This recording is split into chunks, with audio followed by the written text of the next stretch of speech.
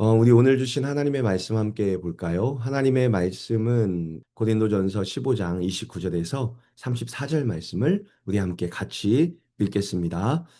만일 죽은 자들이 도무지 살아나지 못하면 죽은 자들을 위하여 세례를 받는 자들이 무엇을 하겠느냐? 어찌하여 그들을 위하여 세례를 받느냐? 또 어찌하여 우리가 언제나 위험을 무릅쓰리요? 형제들아, 내가 그리스도 예수 우리 주 안에서 가진 바 너희에 대한 나의 자랑을 두고 단언하노니 나는 날마다 죽노라. 내가 사람의 방법으로 에베소에서 맹수와 더불어 싸웠다면 내게 무슨 유익이 있으리요? 죽은 자가 다시 살아나지 못한다면 내일 죽을 터이니 먹고 마시자 하리라. 속지 말라. 악한 동무들은 선한 행실을 더럽히나니 깨어 의를 행하고 죄를 짓지 말라. 하나님을 알지 못하는 자가 있기로 내가 너희를 부끄럽게 하기 위하여 말하노라. 아멘. 오늘 말씀의 제목은 죽음을 자랑하다, 부활을 소망하다 라는 제목입니다. 당시 고린도 교회에 이상한 풍습이 있었던 것 같아요. 28절을 다시 보시면 만일 죽은 자들이 도무지 살아나지 못하면 죽은 자들을 위하여 세례를 받는 자들이 무엇을 하겠느냐? 어찌하여 그들을 위하여 세례를 받느냐? 라고 말을 합니다. 그 당시 무지한 몇몇 사람들이 죽은 자들을 위해 산 사람이 세례를 받으면 그가 천국에 들어갈 수 있다는 잘못된 믿음을 가지고 있었던 것 같아요. 어떻게든 내가 사랑했던 사람이 천국에 들어갔다고 믿고 싶어서 그런 행동을 했던 것 같습니다. 바울은 고린도 교회에 뿌리내린 이 점을 파고듭니다. 이 말을 하는 진짜 이유는 사후세계가 없다, 부활이 없다라고 말하면서 사실은 죽음 이후의 삶을 걱정이 되니 죽은 자들을 위한 세례도 만들어 놓지 않았냐라는 것을 지적하는 거죠. 죽음 이유가 궁금하고 걱정되면서도 겉으로는 굳이 부활이 없다고 죽음 이후에는 아무것도 기대할 것이 없다고 말하는 자들의 이중성을 지적하고 있습니다. 사랑하는 성도 여러분, 세계 종교 지도를 한번 펼쳐놓고 그들이 죽음 이후의 삶에 대해 뭐라고 말하는지 한번 찾아보세요.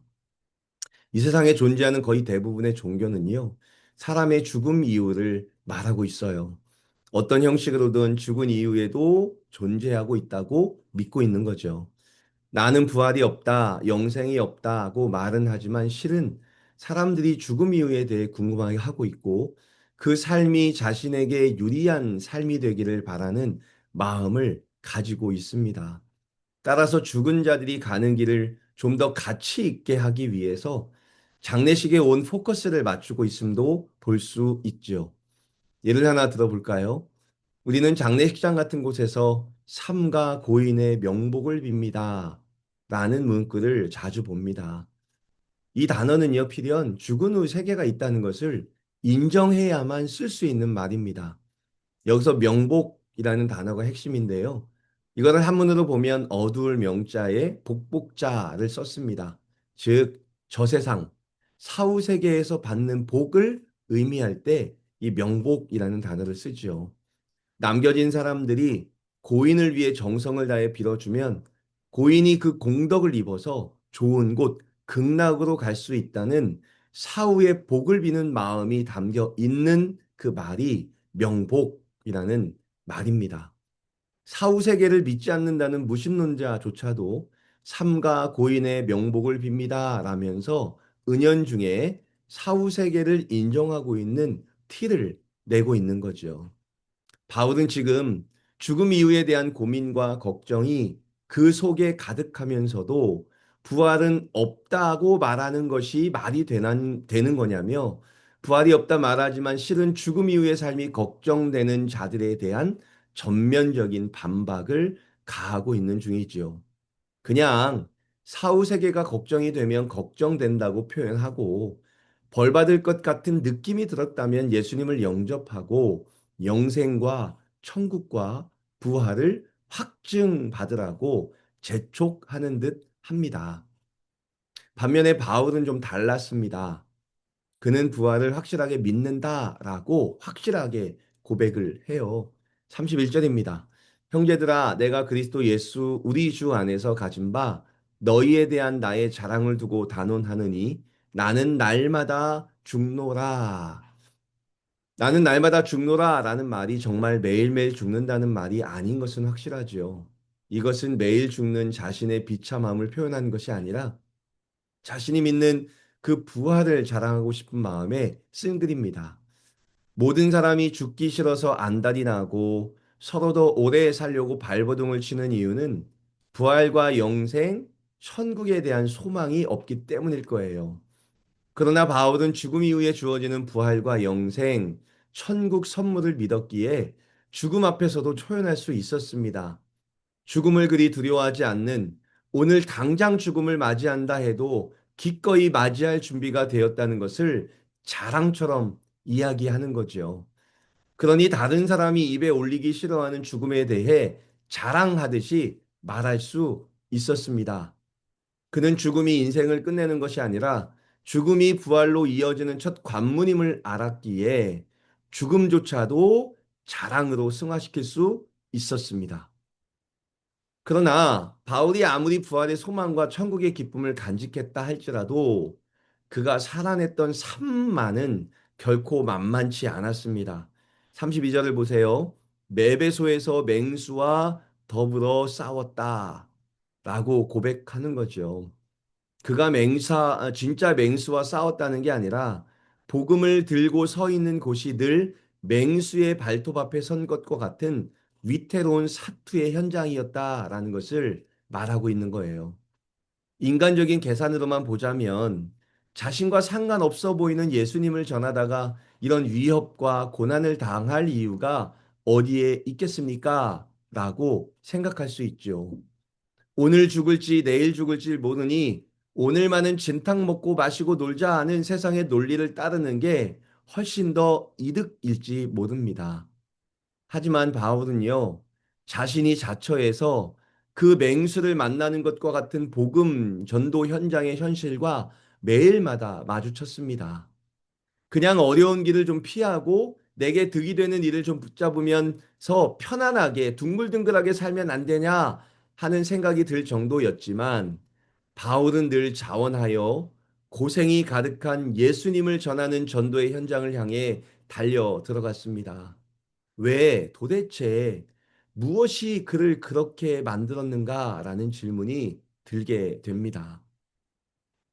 그러나 이 질문을 좀 뒤로 하고 부활을 거부하는 사람들의 한번 삶을 들여다보지요. 33절입니다.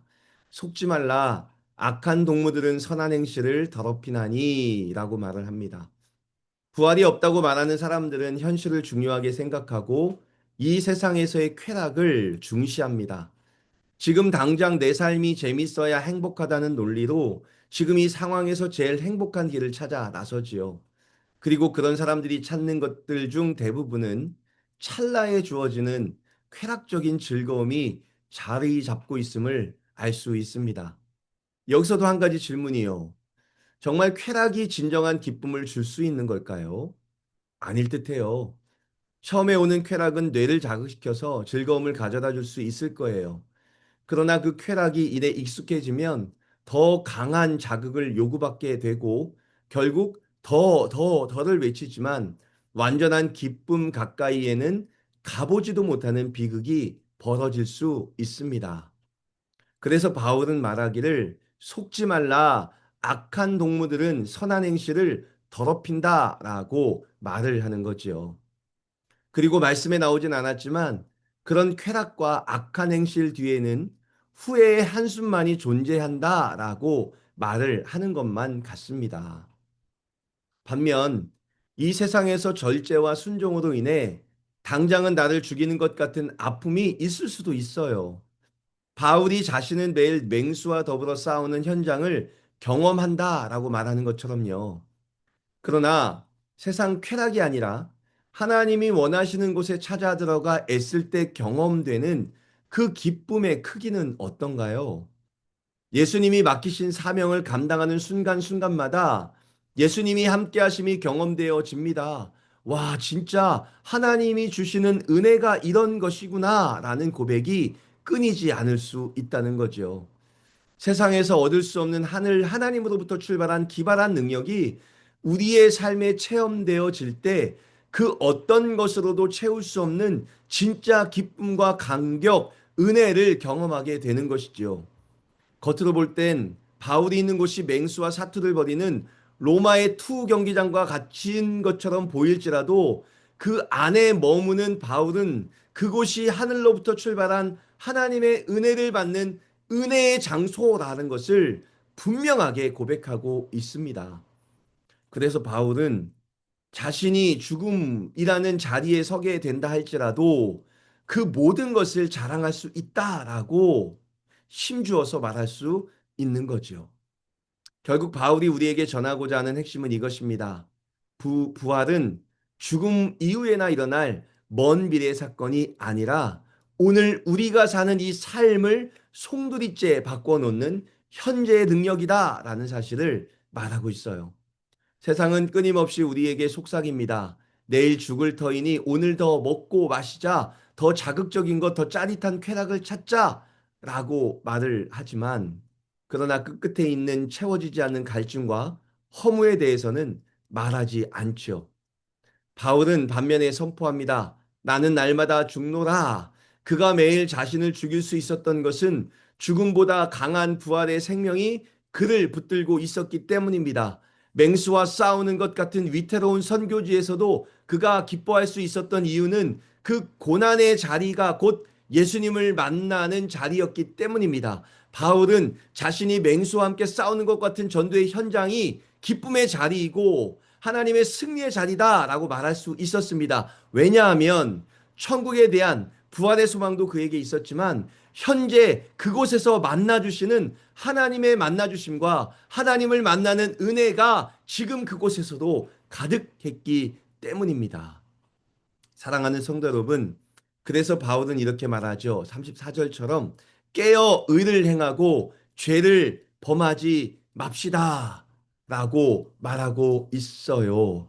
지금 사는 이 세상 속에서 예수 그리스도와 함께 동행하는 기쁨이 무엇인지를 경험할 수 있고 이렇게 살다가 우리의 육신의 죽음을 맞이하는 날 하나님의 능력과 은혜로 말미암아 부활과 천국과 하나님의 영생함을 선물로 받아갈 수 있으니 지금 이곳에서 예수님과 동행하는 그 삶을 살아가고 깨어 의를 행하고 죄를 범하지 말자라는 말을 선포하고 있는 거죠. 사랑하는 성도 여러분, 저도 여러분이 이런 삶을 같이 살아냈으면 좋겠어요. 오늘 우리의 삶 가운데 만나주시는 하나님의 함께하심, 만나주심, 은혜가 우리의 삶을 가득 채웠으면 좋겠습니다. 오늘도 우리의 곁에 계시고 우리와 함께 동행하시는 예수 그리스도를 진심으로 만나서 예수님이 주시는 진정한 기쁨과 행복과 만족이 저와 여러분의 삶에 가득 채워지기를 간절히 소망합니다. 또한 우리의 죽음이 이루는 그 날, 우리에게 주시는 영생, 부활, 천국을 주신다는 소망을 붙들고 기쁨으로 오늘 하루를 살아낼 수 있기를 간절히 소망합니다.